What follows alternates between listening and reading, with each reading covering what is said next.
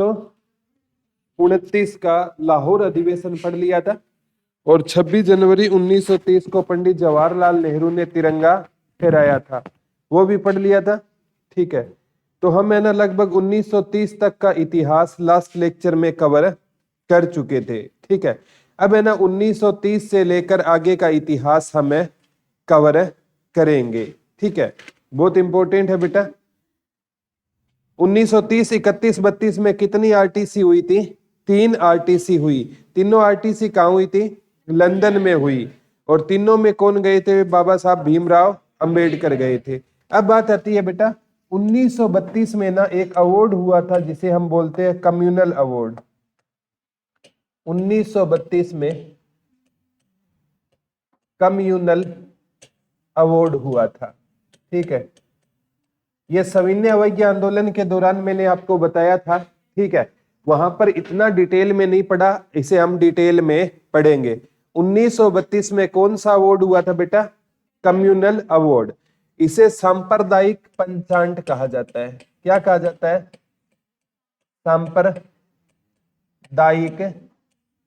पंचांट कहा जाता है। ठीक है, ये कम्युनल अवार्ड क्या था? इसमें ना, ठीक है, भारतीयों को किसके आधार पर बांटा जा रहा था?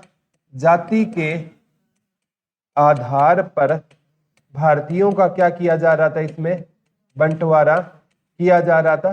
किसके आधार पर किया जा रहा था? जाति के आधार पर। और यह समझौता हुआ था 16 अगस्त 1932 को। लिख लो, कम्युनल अवार्ड कब हुआ था? 16 अगस्त 1900। ये प्रॉपर डेट पूछी गई थी बेटा। कम्युनल अवार्ड कब हुआ था? 16 अगस्त 1932। देखो 16 का आधा कितना होता है? 8, और 16 का दुगना कितना होता है? 32। तो 16 अगस्त 1932 को कौन सा अवार्ड हुआ था? कम्युनल अवार्ड हुआ था। कब हुआ था यह अवार्ड? 16 अगस्त 1932 को कौन सा अवार्ड हुआ था? कम्युनल अवार्ड हुआ था। यह क्या था बेटा? एक ऐसा समझौता था जो ब्रिटेन के प्रधानमंत्री, कहां के प्रधानमंत्री बेटा? ब्रिटेन के प्रधानमंत्री रेमजे मैकडोनाल्ड और बाबा साहब भीमराव अंबेडकर के बीच में हुआ था। कम्युनल अवार्ड किसके बीच में हुआ था? ब्रिटेन के प्रधानमंत्री रेमजे मैकडोनाल्ड और बाबा साहब भीमराव अंबेडकर के बीच में हुआ। ये ब्रिटेन के प्रधानमंत्री रेमजे मैकडोनाल्ड और बाबा साहब भीमराव अंबेडकर के बीच में कौन सा अवार्ड हुआ था बेटा? Communal award. ठीक है, ये एक ऐसा समझौता था जिसमें ना सभी को किसके आधार पर बांटा गया था? मैंने आपको बताया था तीनों आरटीसी कहां पर हुई थी? लंदन में हुई थी। तीनों में एकमात्र व्यक्ति गए थे, बाबा साहब भीमराव अंबेडकर। और तीनों के दौरान ब्रिटेन का प्रधानमंत्री कौन था? Ramsay MacDonald. तो इन दोनों में आपस में बातें हुई और इसमें कहा गया कि आज के बाद है ना दलित लोग है ना, दलित लोग अलग से क्या लड़ेंगे? अलग से चुनाव लड़ेंगे। ठीक है, इस कम्युनल अवार्ड में क्या कहा गया बेटा? आज के बाद दलित लोग अलग से क्या लड़ेंगे? चुनाव लड़ेंगे। और इसमें दलितों को भी नहीं कहा गया। देखो 1909 में ही ये कह दिया गया कि कौन अलग से चुनाव लड़ेंगे? मुसलमान। 1919 में कह दिया कौन अलग से चुनाव लड़ेंगे? सिख। और 1932 में तो ये कह दिया गया कोई ईसाई होगा ना वो अलग से चुनाव लड़ेगा, कोई बौद्ध धर्म से होगा ना वो अलग से चुनाव लड़ेगा, कोई जैन धर्म से होगा ना वो अलग से चुनाव लड़ेगा। यानी जितने धर्म होंगे ना भारत में वो सभी लोग अपने अपने क्या लड़ेंगे? अलग से चुनाव लड़ेंगे। यानी अंग्रेज है ना बेटा भारत के जाति के आधार पर इतने टुकड़े करना चाहते थे कि भारतीय संभल भी ना पाए। ये तो भला हो महात्मा गांधी का, महात्मा गांधी ने आमरण अनशन कर दिया था। ठीक है, लेकिन कम्युनल अवार्ड है ना इसकी तारीख पेपर में पूछी जाती है 16 अगस्त 1932। ये एक समझौता हुआ था, इसे सांप्रदायिक पंचांट कहा जाता है। और इसमें कहा गया कि जितनी भी भारत में जातियां है ना, मेन तो इसमें दलितों की बात की गई, क्योंकि बाबा साहब के साथ समझौता हुआ कि दलित आज के बाद अलग से चुनाव लड़ेंगे। इसमें कहा गया दलित ही नहीं, जितनी भारत में जातियां है ना वो सभी क्या लड़ेंगे, अलग से चुनाव लड़ेंगे। कौन सा अवार्ड था ये? अब क्या होता है, इस टाइम महात्मा गांधी को कहां डाल दिया गया था? जेल में, क्योंकि सविनय अवज्ञा आंदोलन चल रहा था। ठीक है, तो कहते हैं 20 सितंबर 1932 को ना महात्मा गांधी ने कर दिया आमरण अनशन। क्या कर दिया? आमरण अनशन। क्योंकि महात्मा गांधी को बात पता चल गई कि कौन सा अवार्ड हो गया है, कम्युनल अवार्ड हो गया है। और महात्मा गांधी को पता था कि पहले तो मुसलमान है ना वो अलग हुए थे, अब धीरे धीरे है ना हर एक जाति क्या हो जाएगी, अलग हो जाएगी। तो महात्मा गांधी ने, कहते हैं इस टाइम महात्मा गांधी कैद थे एक पूना की यरवदा जेल है। पूना की कौन सी जेल में कैद थे बेटा? यरवदा जेल में। और इस जेल से ही महात्मा गांधी ने कर दिया क्या? आमरण अनशन कर दिया। महात्मा गांधी कहते हैं मैं अन्न का एक दाना भी क्या नहीं करूंगा, ग्रहण नहीं करूंगा। महात्मा गांधी ने कौन सी घोषणा कर दी बेटा? मैं अन्न का एक दाना भी ग्रहण नहीं करूंगा, चाहे है ना मेरी क्या ना हो जाए, मृत्यु ना हो जाए। ना तो मैं क्या पीऊंगा, पानी पीऊंगा, और ना मैं अन्न का क्या ग्रहण करूंगा, दाना। यानी इन्होंने पानी तक का भी क्या कर दिया, त्याग कर दिया। और कहते हैं 25 सितंबर 1932 को ना महात्मा गांधी की जो हालात है ना बिल्कुल क्या हो गई थी, नाजुक हो गई थी। ठीक है, बिल्कुल महात्मा गांधी की हालत क्या हो गई थी, नाजुक हो गई। 5 दिनों के अनशन के बाद है ना इनकी हालत क्या हो गई, नाजुक हो गई। तो अंग्रेजी सरकार ने एक बुलेटिन, हेल्थ बुलेटिन जारी होता है, जारी करके बताया कि अगर गांधी जी ने एक दिन खाना और नहीं खाया तो गांधी की कभी भी मृत्यु हो सकती है। क्योंकि गांधी है ना, मतलब दवाई भी बेटा तभी असर करेगी जब आप खाना खाओगे। ठीक है, कभी भी देख लेना, आपको फीवर है ना, डॉक्टर आपको इंजेक्शन नहीं लगाएगा, वो पूछेगा कि इसने कुछ खाया है या नहीं है। कभी भी डॉक्टर के पास खाली पेट चले जाना, वो आपको दवाई नहीं देगा, वो कहेगा पहले चाहे आपको कुछ अगर रोटी वगैरह नहीं बाती ना तो आप दूध के साथ बिस्किट ले लो, लेकिन आपको कुछ ना कुछ खाना पड़ेगा। तो महात्मा गांधी को मेडिकल तो सुविधाएं मिल तो रही थी, लेकिन इनके असर ही नहीं करेगी क्योंकि ये खाना खा नहीं रहे थे। तो मेडिकल बुलेटिन जारी हो गया कि गांधी कभी भी मर सकता है। फिर इस कंडीशन में एक व्यक्ति का नाम आता है मदन मोहन मालवीय। इनके प्रयासों से ना कौन सा पैक्ट होगा, पूना पैक्ट होगा। और पूना पैक्ट की तारीख याद रखना 26 सितंबर 1932। ठीक है, और ये किसके साथ हुआ था? भीमराव, किसके बीच में हुआ था बेटा? भीमराव अंबेडकर और किसके बीच में हुआ? महात्मा गांधी के बीच में हुआ। ठीक है, ये पूना पैक्ट कब हुआ? 26 सितंबर 1932। महात्मा गांधी के जब आंदोलन पढ़ा रहा था ना बेटा, मैंने ये करवाया था आपको थोड़ा सा, अगर आपको याद है तो। ठीक है, लेकिन ना उस टाइम में डिटेल में नहीं करवाया, यहाँ पर आप डिटेल में पढ़ेंगे कि कितनी सीटें हैं ना दलितों के लिए आरक्षित की गई, वो सारी चीजें पढ़ेंगे। तो मेन आपको तारीख याद रखनी है कि पूना पैक्ट कब हुआ? 26 सितंबर 1932 को कौन सा पैक्ट हुआ था? पूना पैक्ट हुआ था। कब हुआ था पूना पैक्ट?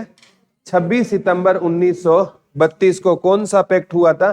पूना पैक्ट हुआ। ठीक है, इसमें ना बाबा साहब आए और बाबा साहब से महात्मा गांधी ने एक बात पूछी कि बाबा साहब आपको क्या चाहिए? तो बाबा साहब ने कहा कि हमें है ना क्या चाहिए? आरक्षण चाहिए। क्या चाहिए? आरक्षण। तो महात्मा गांधी ने कहा कि आपको ना हम आरक्षण तो दे देंगे, लेकिन आरक्षण कब देंगे? आजादी के बाद दे देंगे। और इन्होंने बाबा साहब को कहा कि बाबा साहब अगर आप ना माने ना तो भारत के पता नहीं कितने टुकड़े हो जाएंगे। ठीक है, अगर आप ना माने तो पता नहीं, जैसे मुसलमानों को भी अलग कर रहे हैं, सिखों को भी, हिंदू मुस्लिम सिख ईसाई सभी को ये मरवा देंगे। तो बाबा साहब को महात्मा गांधी मना लेते हैं और इसमें कहा कि पहले है ना दलितों के लिए 71 सीटें रिजर्व थी, अब 71 से बढ़ाकर 148 सीटें कर दी गई। लिख लो, अब दलितों के लिए 71 सीटों से बढ़ाकर कितनी कर दी गई? 148 कर दी गई। लिख लो और एक केंद्रीय विधानमंडल में ना, केंद्रीय विधान मंडल में दलितों के लिए ना 18% सीटें है ना क्या कर दी गई? आरक्षित कर दी गई। लिख लो, अब उनकी पहले तो सीटें है ना 71 से बढ़ाकर कितनी की थी? 148। यही नहीं किया गया बेटा, इसके साथ क्या कर दिया गया? केंद्रीय विधानमंडल में उनकी सीटें है ना कितनी बढ़ा दी गई थी? बता दो। हाँ, 71 से बढ़ाकर 148 और केंद्रीय विधानमंडल में कितना परसेंट आरक्षण की बात की गई? 18%। नॉर्मल सीटें हैं वो तो 71 से बढ़ाकर कितनी कर दी गई? 148 और केंद्रीय विधानमंडल में उनको कितना परसेंट आरक्षण? 18% आरक्षण दिया जाएगा। और महात्मा गांधी ने ना दलितों के लिए किस शब्द का प्रयोग किया इस मीटिंग में? हरिजन। और आज आप पढ़ते हो बेटा, जो आरक्षण पढ़ते हो ना, ठीक है, जो ये आरक्षण है ना वो किस पैक्ट के मतलब वजह से है? पूना पैक्ट की वजह से है। जो आज आप आरक्षण पढ़ते हो ना, सरकारी नौकरी में आरक्षण है, वो किस पैक्ट के कारण है? पूना पैक्ट के कारण है। उस टाइम ये आरक्षण मिलना बेटा बहुत जरूरी था। ये वो दौर था जब दलितों के साथ है ना मतलब बहुत बुरा व्यवहार किया जाता था। मुंशी प्रेमचंद की नोवेल पढ़कर देखना, गरीब की बेटी पूस की रात, तो आपको पता चलेगा कि पहले दलितों की क्या हालात होती थी। वो है ना किसी सवर्ण जाति के कुएं से पानी पी लेते थे ना, या उनको मंदिर में भी जाने की आजादी नहीं होती थी। तो उस टाइम ये आरक्षण बिल्कुल सही था। बाबा साहब ने सोचा कि ये मतलब एक बार दलितों को आरक्षण मिल गया तो वो क्या लग जाएंगे? जॉब लग जाएंगे। और जॉब लगने के बाद बेटा कोई किसी से जात नहीं पूछता, ये सच्चाई है। जात हमेशा गरीब से पूछी जाती है। ठीक है, अब फतेहाबाद के जो डीसी है अजय सिंह, ठीक है, अब अजय सिंह तोमर डीसी है, ठीक है, तो अब अजय सिंह तोमर से कोई उसकी जात नहीं पूछेगा कि ये किस जाति का है। हर कोई उनके साथ लंच करने का मौका मिलेगा तो कोई भी है ना चला जाएगा, बोला आज मैं डीसी के साथ खाना खा के आया हूं, फोटो भी डालेगा। ठीक है, अब अगर वो ही कोई आम इंसान होता तो शायद हम उसके साथ खाना नहीं खाते। तो बाबा साहब को लगा कि 10 साल तक है ना जितने भी दलित है ना वो ऊंचा उठ जाएंगे, जॉब लग जाएंगे, और जॉब लगने के बाद कोई किसी के साथ बुरा व्यवहार नहीं करेगा। ये स्टार्टिंग के तहत ये सोच थी, लेकिन आज है ना आरक्षण ने राजनीतिक रूप ले लिया है। ठीक है, तो आज भी ये आरक्षण है ना किस पैक्ट की देन था? पूना पैक्ट की। ठीक है, तो तारीख याद रखना बेटा 26 सितंबर 1932। और पूना पैक्ट में दो बातें याद रखना, एक तो उनकी सीटें 71 से बढ़ाकर 148 और केंद्रीय विधानमंडल में आरक्षण कितना? 18% कर दिया गया। किस शब्द का प्रयोग किया गया? हरिजन शब्द। एक तो 16 अगस्त 1932 का कम्युनल अवार्ड, एक 26 सितंबर 1932 का पूना पैक्ट। दोनों की तारीख एग्जाम में पूछी जाती है। अब मैंने बताया था 3 आरटीसी हुई थी, एक 1930 में, एक 1931 में और एक 1932 में। महात्मा गांधी केवल किस में गए थे? सेकंड में। तीनों में कौन गए थे? बाबा साहब। मदन मोहन मालवीय और एनी बेसेंट किस में गए थे? दूसरे में। खुद के किस पर गए थे? खर्चे पर गए। अब 1932 में जो तीसरी आरटीसी हुई थी ना, उसमें एक रूपरेखा तैयार की गई, भारत सरकार अधिनियम 1935 की। लिख लो, तीसरी आरटीसी में किसकी रूपरेखा तैयार की गई? भारत सरकार अधिनियम 1935 की। लिख लो, तीसरी आरटीसी में 1932 में रूपरेखा तैयार की गई कि कौन सा अधिनियम आएगा बेटा? भारत सरकार अधिनियम 1935। ठीक है, अगर आप है ना गवर्नमेंट एग्जाम की तैयारी कर रहे हैं ना, गवर्नमेंट एग्जाम की, तो आपको भारत सरकार अधिनियम 1935 हर हाल में पता होना जरूरी है, क्योंकि लगभग है ना हर एग्जाम में ना भारत सरकार अधिनियम 1935 से क्वेश्चन है पूछा जाएगा। कौन सा अधिनियम पढ़ेंगे? भारत सरकार अधिनियम 1935। तो ये भारत सरकार अधिनियम 1935 है ना बेटा, ये भारत सरकार अधिनियम 1935, ये भारत का, लिख लो, भारत का संविधान था जो अंग्रेजों द्वारा लिखा गया था, अंग्रेजों द्वारा लिखा गया था। लिख लो, ये भारत का ऐसा संविधान था जो किसके द्वारा लिखा गया था? अंग्रेजों द्वारा लिखा गया था। लिख लो, ये भारत का ऐसा संविधान था, ये भारत का ऐसा संविधान था जो किसके द्वारा लिखा गया था? अंग्रेजों के द्वारा लिखा गया था। भारत सरकार अधिनियम 1935 क्या था बेटा? भारत का ऐसा संविधान था जो अंग्रेजों के द्वारा, भारत का ऐसा संविधान बताना जो भारतीयों के द्वारा लिखा गया था। हाँ, वेरी गुड। नेहरू रिपोर्ट जो कब आई थी? 1928। तो नेहरू रिपोर्ट है ना, भारतीयों का ऐसा संविधान था जो भारतीयों के द्वारा लिखा गया, और भारत सरकार अधिनियम ऐसा संविधान था भारत का जो अंग्रेजों के द्वारा लिखा गया।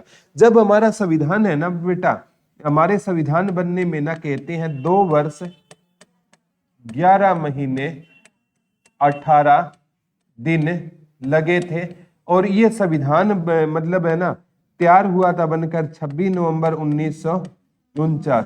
26 नवंबर को कौन सा दिवस मनाते हैं? कानून दिवस या विधि दिवस। और ये लागू कब हुआ? 26 जनवरी 1950। 26 जनवरी को कौन सा दिवस है? गणतंत्र दिवस। तो इस संविधान में ना जब बनकर तैयार हुआ तो कितने अनुच्छेद थे बेटा? आज भी हम 395 पढ़ते हैं, ABC ऐड हो गई है जरूर 450 प्लस है, लेकिन आज भी आप पढ़ोगे भारत में कितने अनुच्छेद है संविधान में? 395 में से लिख लो 250 अनुच्छेद है ना, वो हमने कहां से उठाए थे? भारत सरकार अधिनियम 1935 से। लिख लो, जो हमारे संविधान में 395 अनुच्छेद है उनमें से 250 अनुच्छेद हमने एज इट इज कहां से उठाए थे बेटा? भारत सरकार अधिनियम 1935 से। कितने अनुच्छेद उठाए थे? 250, 250। ठीक है, यानी हम कहते हैं हमारे संविधान बनने में 2 वर्ष 11 महीने 18 दिन लगे। 395 में से 250 अनुच्छेद कहां से कॉपी किए हमने? और भारत सरकार अधिनियम ऐसा संविधान था भारत का जो किसके द्वारा लिखा गया? अंग्रेजों के द्वारा। तो आपको लगता नहीं है कि भारत के संविधान पर आज भी किसका असर है? अंग्रेजों का असर है। आज भी भारत का संविधान है ना, आधे से ज्यादा भारत का संविधान किसने लिखा है? अंग्रेजों ने लिखा है। क्योंकि कितने अनुच्छेद कॉपी किए गए थे? 250 अनुच्छेद आउट ऑफ 395। 395 में से कितने अनुच्छेद कॉपी किए गए थे बेटा? 250। मैं तो कहता हूं आज भी भारत का संविधान है ना, इसका लगभग 50% से ज्यादा किसका लिखा गया है? अंग्रेजों का लिखा गया है। ठीक है, और आज भी हम उसको फॉलो करते हैं। आपको थोड़ा सा पीछे ले जाता हूं। 1911 में आपको पता है जॉर्ज पंचम और महारानी मेरी कहां आए थे? भारत आए थे। कौन सा दरबार लगा था? दिल्ली दरबार लगा। तो दिल्ली को मैंने बताया दुल्हन की तरह सजाया गया, और पैसा है ना वो है ना किसकी तरह बहाया गया? पानी की तरह पैसा बहाया गया। किस दरबार में बहाया गया बेटा? तो उस टाइम जो पैसा पानी की तरह बहाया जा रहा था, क्या वो अंग्रेजों का पैसा था या भारतीयों का? अब भारतीयों का पैसा अंग्रेज तो बहा सकते हैं, उनके पास से थोड़ी लगने हैं। ठीक है, लेकिन आज भी हम उसी संविधान को कॉपी कर रहे हैं। आज भी अगर है ना कोई भारत का राष्ट्रपति है ना, सपोज करो द्रौपदी मुर्मू जी फतेहाबाद आते हैं ना, तो फतेहाबाद का जो प्रशासन है ना, उनकी सुरक्षा में पैसा किसकी तरह बहता है? पानी की तरह बहता है। अगर उनको पता चल गया द्रौपदी मुर्मू जी फतेहाबाद आएंगे, तो रातों रात है ना फतेहाबाद की क्या की जाएगी? सफाई की जाएगी। एक दिन के लिए पूरा ठेका दे दिया जाएगा, पूरा का फतेहाबाद का जो लाख रुपए का ठेका हो ना, वो भी 15-15, 20-20 लाख का दिया जाएगा। ठीक है, और जहां पर द्रौपदी मुर्मू जी रुकेंगी तो यहाँ पर पूरा हरियाणा से पुलिस प्रशासन है मंगाया जाएगा। अब पुलिस आएगी तो उनका रात का खाना पीना सारी अरेंजमेंट तो करनी होगी ना। ठीक है, और जहां पर वो रुकेगी तो वो टेंट को बुलेट प्रूफ है बनाया जाएगा। तो कहने का मतलब है एक राष्ट्रपति है ना, अगर किसी स्टेट में आता है ना, तो वहां पर करोड़ों रुपए पानी की तरह बहाए जाते हैं। अब यहाँ पर सीएम खट्टर आता है ना, तो भी उसकी सुरक्षा में लाखों करोड़ों रुपए लगा दिए जाते हैं। ठीक है, अब खट्टर साहब को कोई गोली थोड़ी मारेगा, ऑब्वियस सी बात है। हरियाणा वाले कितने भी नाराज हो सकते हैं, लेकिन इतने नहीं गिरते किसी को गोली मारते। ठीक है, कभी सुना है हरियाणा में सीएम को किसी ने गोली मारी है? तो इनकी सुरक्षा का फायदा क्या जब ये आम आदमी है तो। ठीक है, लेकिन ना हम है ना आज भी अंग्रेजी संविधान को फॉलो कर रहे हैं। हम कहते हैं ये तो संविधान में लिखा है कि कोई जाएगा तो उसकी सिक्योरिटी के लिए पैसा लगाया जाएगा। तो आज भी हम किस संविधान को फॉलो करते हैं?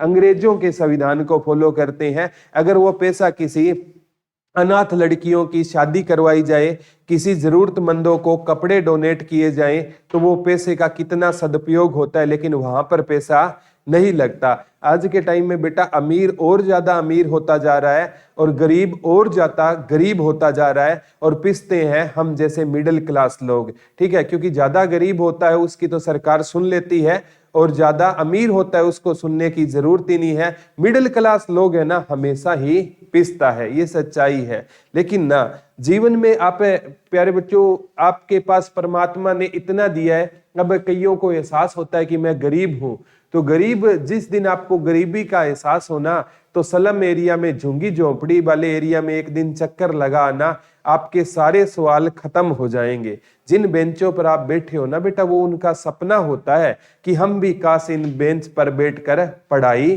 कर सके। आप स्लम एरिया में जाकर देखना, या पपैया पार्क के आगे देखना, वहां पर छोटे छोटे है ना बच्चे आपको भीख मांगते मिल जाएंगे, जिनके पैरों में जूते तक है नहीं है। उस दिन सारे क्वेश्चन हमारे खत्म हो जाते हैं कि हम तो बहुत ज्यादा हमने परमात्मा ने, मैं कहता हूं जीवन में ना साल में ना डेली 1 रुपए की आप बचत जरूर किया करो उन लोगों के लिए। ठीक है, 1 ही रुपया साल में बचा लो, कोई डेली 1 रुपया बचाओ, तो साल में कितने बचा लोगे आप? 365 रुपए बचा लोगे ना। और 365 से किसी एक गरीब बच्चे की मदद है जरूर करना। 1 रुपए तो बहुत मिनिमम होता है, हर कोई बचा सकता है। ठीक है, मतलब जीवन में ना आप कैपेबल होना, तो आपको दूसरों की मदद है जरूर करनी चाहिए। ठीक है, कल एक एनजीओ से कॉल आई थी, एनजीओ प्रियतन है, कल मैंने बुलाया भी है उनको। वो भी ऐसा, वो स्लम एरिया जो झुंगी झोंपड़ी में रहते हैं ना बच्चों, उनको पढ़ाने का वो काम है करते हैं। उन्होंने यही मुहिम शुरू की है कि हम है ना ऐसे 1000 बच्चे जोड़ेंगे जो डेली 1 रुपया जरूर दे। तो ऐसे को बुलाना चाहिए या नहीं बुलाना चाहिए? ठीक है, जिससे क्या होता है, देखो 1 रुपया कोई बड़ी बात नहीं होती हमारे जीवन में। 1 रुपया को क्या मानते हो? ठीक है, आप साल में मतलब महीने में कई तो ऐसे बैठे हैं 2-3 पार्टी कर लेते हैं। ठीक है, हरियाणा वाले बड़े फीलिंग लेने वाले हैं, 5 रुपए का पेन लाएंगे, बोला पार्टी करते हैं, 50 की पार्टी कर लेंगे। ठीक है, तो 365 रुपए उनके लिए बहुत है, हमारे लिए हो सकता है कोई अमाउंट है ना हो। तो कल मिलाएंगे ऐसे, आपको ऐसे बच्चों से भी मिलाएंगे, आपको लगेगा कि वो स्लम एरिया में रहकर भी इतने ज्यादा इंटेलिजेंट है। उन बच्चों से आप कोई भी क्वेश्चन पूछ लेना, वो आपको लगेगा यार हमारा आईक्यू लेवल और इनमें कितना डिफरेंस है। तो हमें ऐसे बच्चों की मदद है करनी चाहिए। ठीक है, अपने लिए तो बेटा जिंदगी सारे जीते हैं। ठीक है, जानवर भी तो अपने लिए जीता है ना। ठीक है, इंसान वो है जो दूसरों के लिए जिंदगी जिए, फिर आपको अच्छा लगता है। ठीक है, तो ये क्या था प्यारे बच्चों, 1935 में जो अधिनियम आया उसमें से कितने कॉपी किए थे हमने? 250। ठीक है, अब क्या था 1935 में ना एक सबसे बड़ी बात देखी गई थी प्यारे बच्चों, आरबीआई का गठन हुआ। आरबीआई सुना होगा, रिजर्व बैंक ऑफ इंडिया। कौन सा बैंक है? Reserve bank of India. RBI को क्या कहते हैं हमें? Reserve bank of India. ठीक है, रिजर्व बैंक ऑफ इंडिया। ये कब बना था? 1935 में। बेटा इसे कहते हैं बैंकों का बैंक, बहुत बार आ गया। बैंकों का बैंक किसे कहते हैं? आरबीआई को कहते हैं, लिख लो। आरबीआई को क्या कहा जाता है बेटा? बैंकों का बैंक, यानी बैंकों का जो पापा होता है ना, वो कौन है? आरबीआई है। सभी बैंक है ना किसकी गाइडेंस में चलेंगे? आरबीआई की गाइडेंस में चलेंगे। अगर कोई भी बैंक आरबीआई की गाइडेंस को फॉलो ना करे ना, तो आरबीआई उसका लाइसेंस है रद्द कर सकती है। पेपर में आया, ऐसा कौन सा बैंक है जिसमें हम अकाउंट ओपन नहीं कर सकते? लिख लो, ऐसा कौन सा बैंक है जिसमें हम खाता नहीं खोल सकते? तो आरबीआई ऐसा बैंक है जिसमें हम क्या नहीं ओपन कर सकते, अकाउंट ओपन नहीं कर सकते। आ चुका है। ऐसा कौन सा बैंक है बता दो।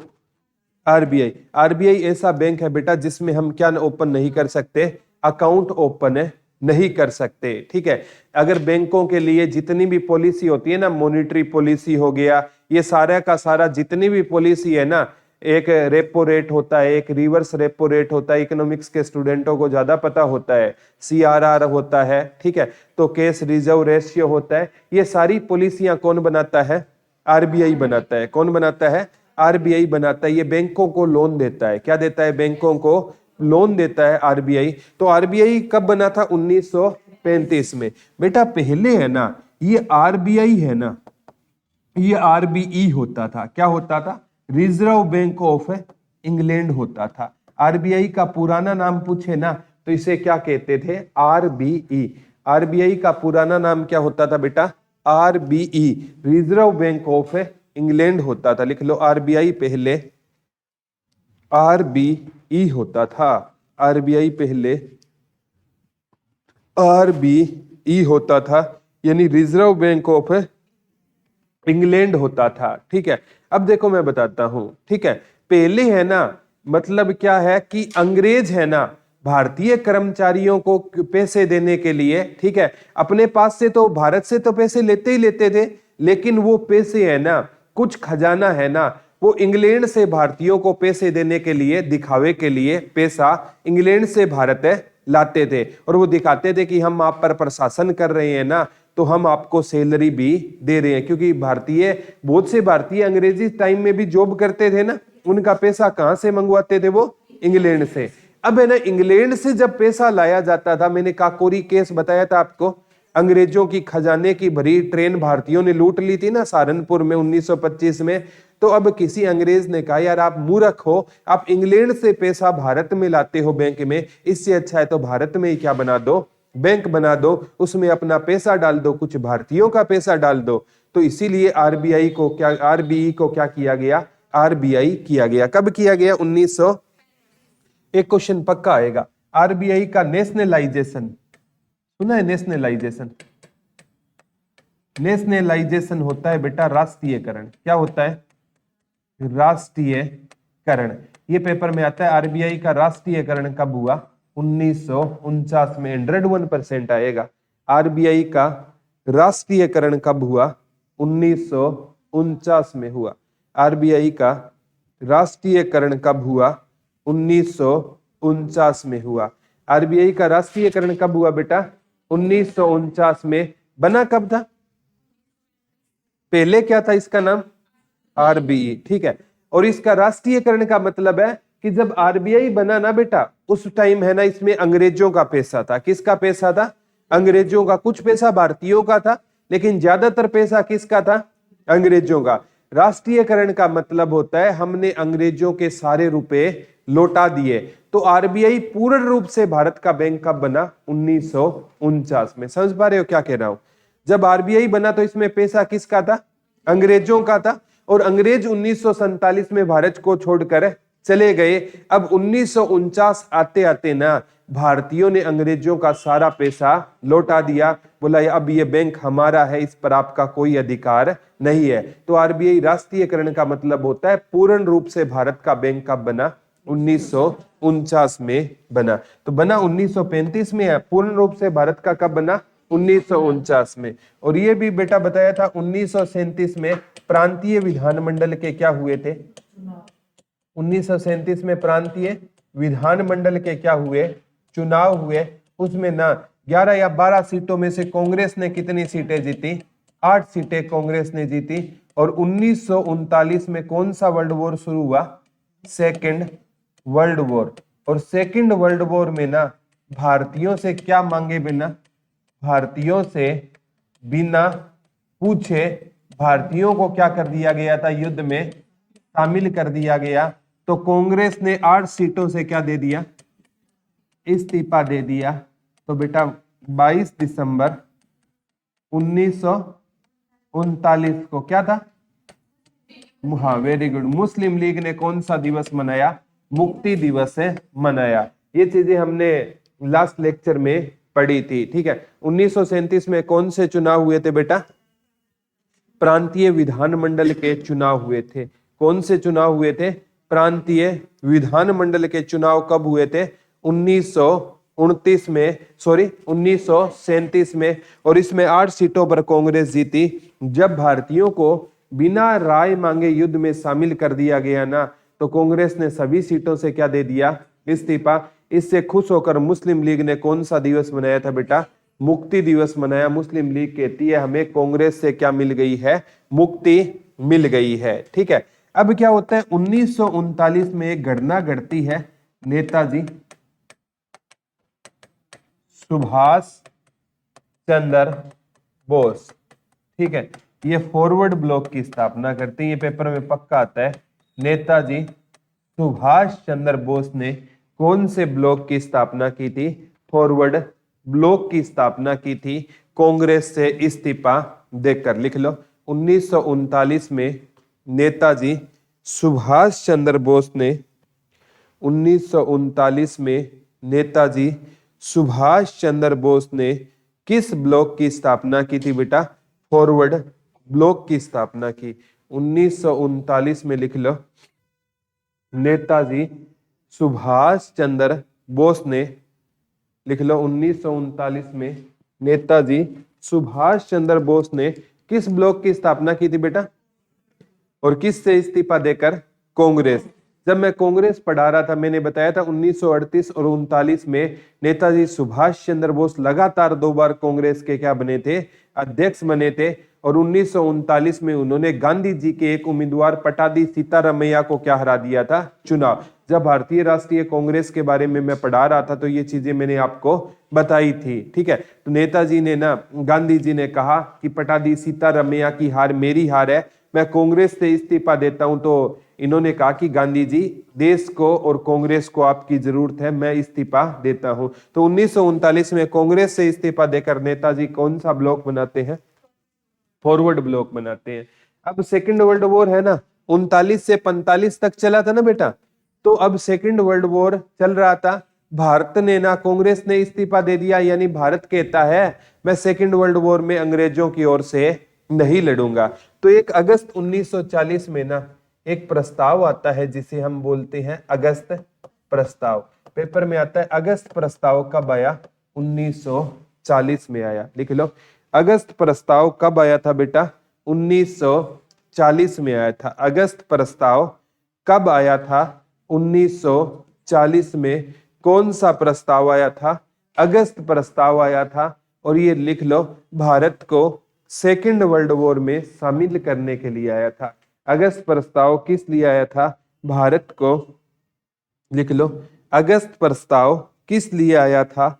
भारत को द्वितीय विश्व युद्ध में शामिल करने के लिए आया था। अगस्त प्रस्ताव किस लिए आया था बेटा? भारत को सेकंड वर्ल्ड वॉर में शामिल करने के लिए कौन सा प्रस्ताव आया था? तब आपका आंसर क्या हो जाएगा? अगस्त प्रस्ताव कब आया था? 1940। अगस्त के महीने में आया था, तो इसे क्या बोलते हैं? अगस्त प्रस्ताव। कब आया था? 1940 में। कौन सा प्रस्ताव आया था? अगस्त प्रस्ताव आया था 1940 में। भारतीयों को किस में शामिल करने के लिए? सेकेंड वर्ल्ड वॉर में भारतीयों को शामिल करने के लिए अगस्त प्रस्ताव आया था। तो ये अगस्त प्रस्ताव ये कहता है कि अगर भारत ने सेकेंड वर्ल्ड वॉर में हिस्सा लिया ना, तो जैसे ही वर्ल्ड वॉर समाप्त होगा ना, हम भारतीयों को क्या बनाने देंगे? संविधान बनाने की क्या दे देंगे? संविधान बनाने की आजादी दे देंगे। और इन्होंने कहा कि जो वायसराय की कार्यकारिणी परिषद है ना, वायसराय की कार्यकारिणी परिषद है ना, ये वायसराय की कार्यकारिणी परिषद में ज्यादा से ज्यादा किसको शामिल किया जाएगा? भारतीयों को शामिल किया जाएगा। तो अगस्त प्रस्ताव है ना, किसी भी तरीके से ना भारत को सेकेंड वर्ल्ड वॉर में क्या करने के लिए आया था? शामिल करने के लिए आया। ये कहता है हम भारत, जैसे ही ना अगर भारतीयों ने सेकेंड वर्ल्ड वॉर में अंग्रेजों का साथ दिया ना, तो हम है ना, जैसे ही वर्ल्ड वॉर समाप्त होगा तो भारत है ना, पहले तो 1935 में भारत का संविधान किसने बनाया था? 1928 में मोतीलाल नेहरू ने लिखा, लेकिन अंग्रेजों ने माना तो नहीं था ना। 1935 का इन्होंने लागू कर दिया। अब ये क्योंकि भारतीय ना संविधान बनाने की मांग उठा रहे थे, सबसे पहले बाल गंगाधर तिलक जी ने उठाई थी 1895 में, एक अधिनियम विधेयक में उठाई थी, लेकिन किसी की बात को नहीं मान रहे थे। अब अंग्रेजों को जरूरत पड़ी ना, बोला जैसे ही सेकेंड वर्ल्ड वॉर समाप्त होगा, अगर आपने साथ दिया हम आपको क्या बनाने की आजादी दे देंगे।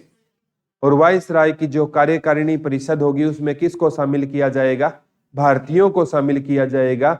लेकिन ना भारतीयों ने अगस्त प्रस्ताव को मानने से क्या कर दिया, इनकार। और इस टाइम है ना जो वायसराय होते थे उनका नाम याद रख लेना, लॉर्ड लिनलिथगो, लिनलिथगो थे। ठीक है, अगस्त प्रस्ताव के टाइम में वायसराय है ना लिनलिथगो थे, लिनलिथगो। ठीक है, अगस्त प्रस्ताव के दौरान जो वायसराय थे अंग्रेजों के कौन होते थे बेटा, लिनलिथगो होते थे। अगस्त प्रस्ताव के दौरान अंग्रेजों के जो वायसराय होते थे वो कौन होते थे बेटा, लिनलिथगो होते थे। अगस्त प्रस्ताव के दौरान अंग्रेजों के जो वायसराय होते थे वो कौन होते थे, लिनलिथगो होते थे। और इन्होंने ना भारतीयों को अगस्त प्रस्ताव है ना मनाने में क्या हुआ, नाकामयाब हुआ। अब मैंने बताया था 1942 में एक फिर इन्होंने एक कोशिश, 1940 में महात्मा गांधी ने एक सत्याग्रह भी किया था ना, व्यक्तिगत सत्याग्रह, व्यक्तिगत सत्याग्रह। आचार्य विनोबा भावे क्या थे, पहले सत्याग्रही, पंडित जवाहरलाल नेहरू दूसरे थे। 1942 में एक मिशन भारत आता है जिसे हम बोलते हैं क्रिप्स मिशन। कौन सा मिशन भारत आता है, इसके अध्यक्ष कहते हैं थे सर स्टेफर्ड क्रिप्स। कौन होते थे, सर स्टेफर्ड क्रिप्स होते थे। तो इसे उनके नाम पर इस मिशन का नाम क्या रखा गया, क्रिप्स मिशन। क्रिप्स मिशन कब भारत आया था बेटा, 1942 में। कौन सा मिशन भारत आया था, क्रिप्स मिशन भारत आया था। कब भारत आया था, 1942 में भारत आया। ये भी भारत में आया कि भारतीयों को सेकंड, अब मैंने आपको बताया था कि जापान ने ना, ठीक है, जापान ने भी ब्रिटेन के कुछ क्षेत्रों, क्योंकि जापान किसका सपोर्ट कर रहा था, आजाद हिंद फौज का, और आजाद हिंद फौज म्यांमार तक पहुंच चुकी थी आजाद करवाते। ठीक है, तो कहने का मतलब है अब है ना अमेरिका ने ब्रिटेन को कहा कि अगर भारत को आपको आजाद करना पड़े ना, आजाद कर दो, लेकिन भारत को किस वर्ल्ड वॉर से शामिल करो। क्योंकि अमेरिका को पता था कि फर्स्ट वर्ल्ड वॉर भारतीयों ने किसकी ओर से लड़ा था, ब्रिटेन की ओर से। और भारतीय जिसका साथ देते हैं ना, तो भारतीय है ना सर कटवा सकते हैं लेकिन कभी पीठ है नहीं दिखाएंगे। इस बात का अमेरिका को भी पता था। तो भारतीयों को सेकंड वर्ल्ड वॉर में शामिल करने के लिए कौन सा मिशन आया, और क्रिप्स मिशन पे तो आपको बताया था, इसने कहा कि भारतीयों को हम कौन सा स्टेट दे देंगे, डोमिनियल स्टेट दे देंगे, और भारतीय है ना खुद का क्या बना सकते हैं, संविधान बना सकते हैं। तो महात्मा गांधी, और कल बताया तो था, महात्मा गांधी और पंडित JL नेहरू ने, ठीक है, या पंडित जवाहरलाल नेहरू ने इसको क्या कहा था, पोस्ट डेटेड चेक, यानी ऐसा चेक जिसकी अवधि क्या हो चुकी है, समाप्त हो चुकी है। तो क्रिप्स मिशन को ना लिख लो, असफल लौट गया। क्रिप्स मिशन भारतीयों को लिख लो सेकेंड वर्ल्ड वॉर में शामिल करने में असफल रहा। क्रिप्स मिशन भारतीयों को सेकेंड वर्ल्ड वॉर में शामिल करने में क्या रहा बेटा, असफल रहा। कौन सा मिशन असफल रहा, क्रिप्स मिशन। तभी तो लास्ट लेक्चर में बताया कि महात्मा गांधी ने ना 8 अगस्त 1942 को कौन सा आंदोलन छेड़ दिया, अंग्रेजों भारत छोड़ो आंदोलन, अंग्रेजों भारत छोड़ो आंदोलन। ठीक है, और इस आंदोलन में बताया था महात्मा गांधी ने कितने मिनट का स्पीच दिया था, 70 मिनट का स्पीच दिया। और 70 मिनट के स्पीच में ना इन्होंने संपूर्ण भारत को एकता के सूत्र में बांध दिया, एक नारा देकर, करो या मरो, करो या मरो। और इन महात्मा गांधी को भी आइडिया था, हो सकता है अंग्रेज सरकार उनको बंदी बना ले, तो उन्होंने 70 मिनट में ना सारी चीजों को विस्तार पूर्वक एलोबरेट कर दिया। इन्होंने ये कह दिया कि बच्चे है ना तभी सरकारी स्कूल या कॉलेज छोड़ना जब तक वो आजादी तक ऐसा कर सके। ठीक है, सरकारी नौकरियों से आप इस्तीफा मत देना, अंग्रेजों को सरकार में रहकर कमजोर करना है। भारतीय राजाओं को कहा कि आपको भारतीयों का साथ देना है। ब्रिटिश सेना जिसमें भारतीय थे उनको कहा कि आपको भारतीय भाई बहनों पर गोलियां नहीं चलानी है। तो कहने का मतलब है एक 70 मिनट के स्पीच में सभी को इंडिकेट कर दिया। तो 1942 में जो भारत छोड़ो आंदोलन है ना, या सेकेंड वर्ल्ड वॉर में, ये याद रखना भारतीयों ने किसका साथ नहीं दिया था? अंग्रेजों का साथ नहीं दिया। किस वर्ल्ड वॉर में नहीं दिया? सेकेंड वर्ल्ड वॉर में भारतीयों ने किसका साथ नहीं दिया था? अंग्रेजों का साथ नहीं दिया। सेकेंड वर्ल्ड वॉर में भारतीय कहते हैं हम किसी भी तरीके से अंग्रेजों का साथ नहीं देंगे। तो अगस्त प्रस्ताव भारतीयों को किस में शामिल करने के लिए आया था? और क्रिप्स मिशन भी किस में शामिल करने के लिए आया था? सेकेंड वर्ल्ड वॉर में। दोनों क्या हुए बेटा? असफल हुए। दोनों ही भारतीयों को सेकेंड वर्ल्ड वॉर में शामिल करने में कामयाब नहीं हुए। तो अगस्त प्रस्ताव भी क्या लौट गया था? खाली हाथ लौट गया था। और क्रिप्स मिशन भी खाली हाथ लौट गया था। ठीक है, फिर ये 1944 में मैंने आपको बताया था एक फार्मूला भी आया था लास्ट लेक्चर में, राजगोपालाचारी फार्मूला। ये राजगोपालाचारी फार्मूला है ना, ये किसको एक करना चाहता था? हिंदू और मुसलमानों को, यानी भारत के हिंदू और किसको एक करना चाहता था? मुसलमानों को। और इसने ये भी बात कह दी कि जिन एरिया में ना, जो पंजाब का एरिया है मुसलमान, जो पाकिस्तान का, और जो बंगाल का एरिया है यानी जो बांग्लादेश का, इसमें मुसलमान रहते हैं ना, हम है ना आजादी के बाद उनके लिए अलग अलग क्षेत्र बना देंगे। तो यहीं से प्यारे बच्चों अलग पाकिस्तान की बात को मोहर लग गई थी, राजगोपालाचारी फार्मूला। लेकिन ये भी क्या हुआ था? असफल हुआ। 1945 में कौन सा वर्ल्ड वॉर समाप्त हो गया? सेकंड वर्ल्ड वॉर क्या हो गया? समाप्त हो गया। तो हम कहां तक का इतिहास पढ़ लिया हमने? 1945 तक का। तो मॉडर्न इंडिया का बेटा एक लेक्चर और लगेगा, उसके बाद आपका मॉडर्न इंडिया कंप्लीट हो जाएगा। हमने मिडिवल इंडिया पहले ही कंप्लीट कर लिया है। हम मॉडर्न इंडिया में एक जो मेन टॉपिक है ना, वो हम पढ़ेंगे। एक तो प्लासी का युद्ध, एक बक्सर का युद्ध, और एक इसमें मेन हमें पढ़ना है ना भारत के वायसराय और गवर्नर जनरल। ये क्वेश्चन आते हैं, भारत का पहला गवर्नर जनरल कौन था? पहला वायसराय कौन था? बंगाल का गवर्नर। तो 1 से 2 दिन के वो टॉपिक है। तो मान के चलो 4 से 5 लेक्चर में आपका पूरा मॉडर्न इंडिया कंप्लीट हो जाएगा। हम 1947 तक का इतिहास कल के लेक्चर में हम कंप्लीट करेंगे। समझ आ रहा होगा? साथ साथ कोई दिक्कत तो नहीं है ना? और एग्जाम के हिसाब से ना जो टॉपिक मैं पढ़ा रहा हूँ ना, उसके प्रीवियस ईयर क्वेश्चन लगा कर देखा करो, आपको आइडिया होगा सर करवा रहे हैं उससे आपके क्वेश्चन ठीक हो रहे हैं या नहीं हो रहे हैं। ठीक है, उससे आपको आइडिया हो जाएगा कि कोई क्वेश्चन रह तो नहीं गया। चलो ठीक है बच्चों, थैंक यू।